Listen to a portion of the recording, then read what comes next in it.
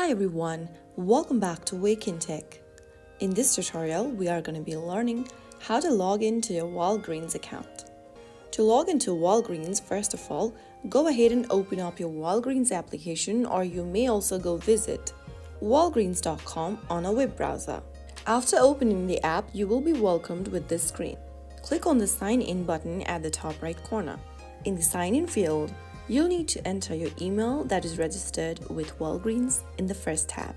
Go ahead and type it down, and on the next field, enter the password that you previously created for your account. After you are done entering the credential, click on Sign In. Soon after you tap Sign In, you will be able to log into Walgreens.